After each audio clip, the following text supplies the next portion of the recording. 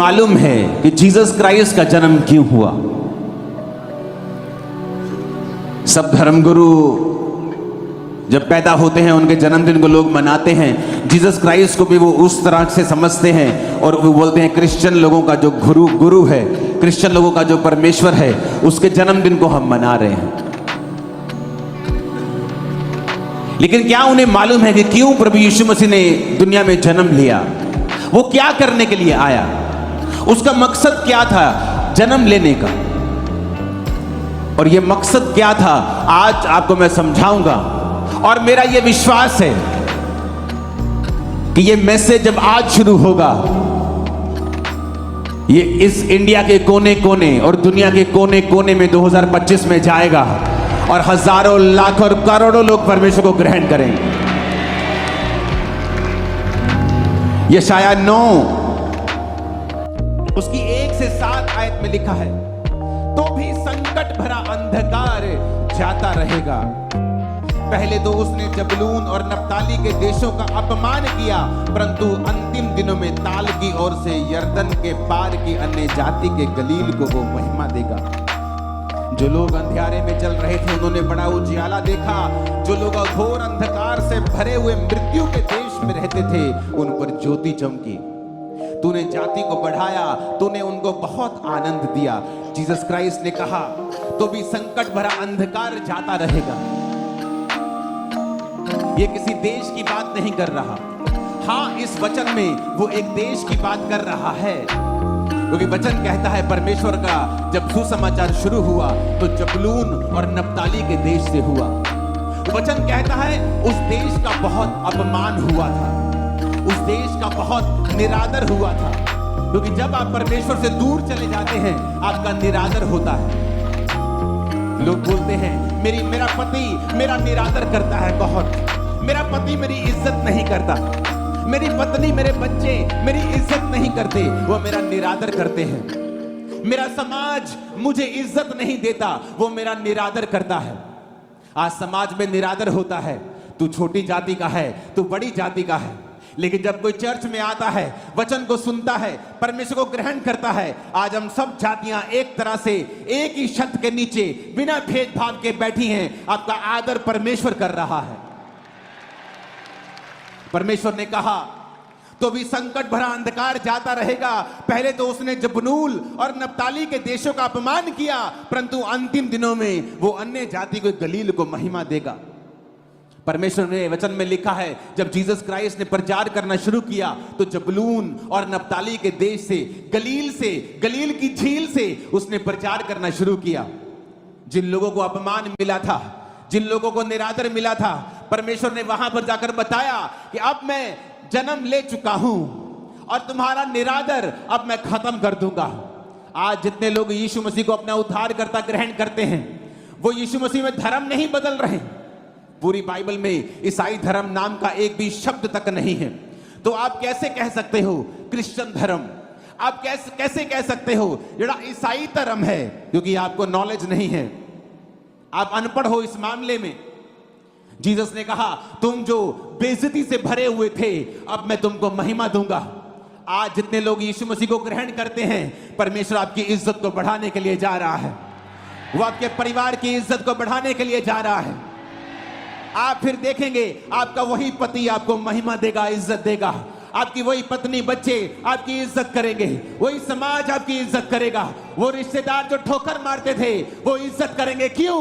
क्योंकि Jesus Christ जब आपके अंदर आ जाएंगे, लाइफ सेम नहीं रहेगी यीशु मसीह के नाम में।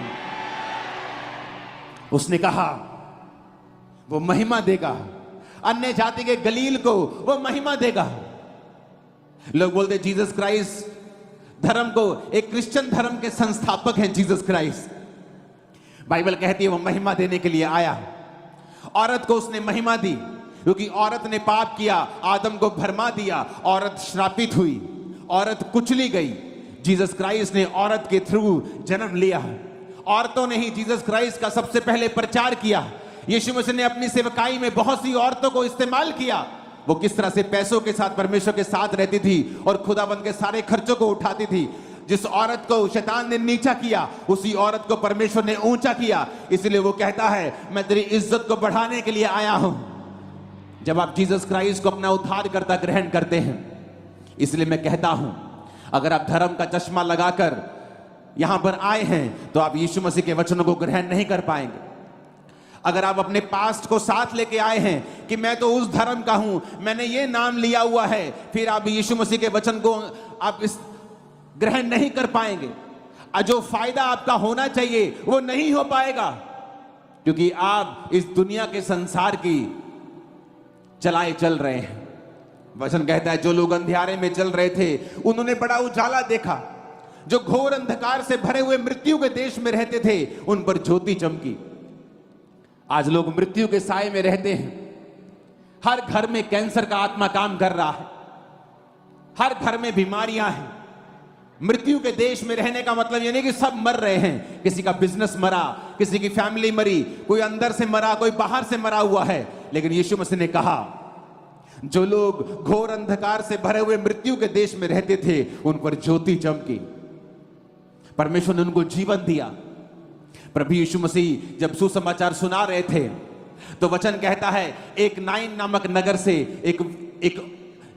एक लौते विधवा के पुत्र को लोग ला रहे थे। अर्थी के ऊपर ला रहे थे, तो सब लोग रो रहे थे कि एक ही विधवा का बेटा था, खुद विधवा थी, एक लौता पुत्र मर गया, और सब रो रहे थे। और वचन कहता, जब जीसस क्राइस्ट ने उनको देखा, तो जीसस ने देखा, मैं आ चुका हूं। अगर मैं तुम्हारे जीवन में हूं तो तुम्हारे जीवन में मृत्यु नहीं रह सकती। बाइबल कहती, वो तरस से भर गया और जाकर उस मुर्दा देह को छुआ और उसका बेटा उठ गया। मैं आपको बता रहा हूं, आज बहुत से मुर्दे उठ खड़े होने वाले हैं। आपके मुर्दा बिजनेस उठ खड़े होने वाले हैं, मुर्दा परिवार उठ खड़े होने वाले हैं। आज जीसस के जी उठने की सामर्थ्य आपकी लाइफ में काम करने वाली है। आमीन खड़कने वाला चाहिए चर्च। वचन कहता है, तूने जाति को बढ़ाया, तूने उसको बहुत आनंद दिया। वे तेरे सामने कटनी के समय का सा आनंद करते हैं। वे ऐसे मगन हैं जैसे लोग लूट बांटने के समय मगन रहते हैं। अगर आपने कल की मीटिंग, कल शाम की सेलिब्रेशन जो लोग अपने आप कर रहे थे, आज सुबह की सेलिब्रेशन देखी होगी जो लोग कर रहे थे। अगर आपने उन लोगों के आनंद को अगर आपने देखा होगा, आज सुबह के वो सब, कल शाम के वो सब जो नाच रहे थे, आज सुबह, कल शाम, कल रात, आपने वो आनंद जो यहां थे उन्होंने देखा था। आज सुबह आप नाचते हुए आ रहे थे, आनंद मनाते हुए आ रहे थे। ऐसा क्या हो गया? ऐसा आनंद आपने किसी धर्म में नहीं देखा होगा, कहीं नहीं देखा होगा। इतना आनंद क्या हो गया? क्या इन्होंने कोई नशा किया है? नहीं। पर वचन कहता है, तूने उनको बहुत आनंद दिया। कहता वो कटनी का आनंद कर रहे हैं, जैसे कटनी नहीं होती और किसान आनंदित होता है, क्योंकि उसको मालूम है जो आड़ती से पैसे लिए हैं उसका कर्जा खत्म हो जाएगा। अब मेरे घर में बाथरूम बन जाएगा, मैं पैसों से अब नया घर बना लूंगा, 2 कमरे और डाल लूंगा, 4 खेत और 2 खेत और किराए पे ले लूंगा, 1 खेत अपना ले लूंगा। कहता कटनी पर आनंद होता है। कहता तूने अपने लोगों को कटनी का सा आनंद दिया है। अगर आप लोगों को देखें आनंद मनाते हुए, यहां पर लोग डांस कर रहे हैं मॉर्निंग से, कल रात से वो आशीष में नाच रहे हैं, झूम रहे हैं। क्यों? क्योंकि वचन कहता है उसने तुम्हें कटनी का सा आनंद दे दिया है, तुम ऑलरेडी ले चुके हो। कहता वो ऐसे मगन हैं जैसे लूट बांटने के समय लोग मगन होते हैं। किसी की लॉटरी लग जाए, देखते वो कैसे मगन होता है, वो कैसे आनंद मनाता है। वैसे ही आनंद आज क्रिश्चियन लोग कर रहे हैं, जो आत्मा से भरे हुए हैं। वैसा ही आनंद आज आप लोग कर रहे हैं। ये किसने दिया? परमेश्वर ने दिया। 2004 से मैं क्रिसमस मना रहा हूं, मैं वैसे ही आनंदित रहता हूं 2004 से ही। तब मैं चंगा नहीं हुआ था अभी, लेकिन फिर भी आनंदित था, क्योंकि मेरे को मालूम था मैं ऐसे परमेश्वर के पास आ गया हूं जो मुझे चंगा कर सकता है। अगर मेरी बीमारियों से मुझे उसने आजाद कर दिया है, मेरे नशों से मुझे आजाद कर दिया है, उस नशे से कोई मुझे आजाद नहीं कर पाया। सुबह 12 बजे नशा छोड़ता था, नहीं करता था 12 बजे तक, तो फिर घूमता था, मैं आनंदित था 2004 में कि परमेश्वर ने मुझे आजाद किया, 5 में, 6 में, 7 में, आज 24 आ गया, 20 साल हो गए, मैं आनंद में झूम रहा हूं, क्योंकि यह आनंद मुझे किसी इंसान ने नहीं, परमेश्वर ने दिया है। किसी इंसान ने दिया होता तो जब वो मुझसे नाराज होता, मुझसे छीन लेता। ये तूने मुझे बर्थडे विश नहीं किया, दे मेरा आनंद, तो मेरे कहने में आया नहीं, मेरा आनंद वापस कर दे। लेकिन बाइबल कहती है आनंद तुम्हें परमेश्वर ने दिया है, और यही आनंद वो देने के लिए इस पृथ्वी के ऊपर आया।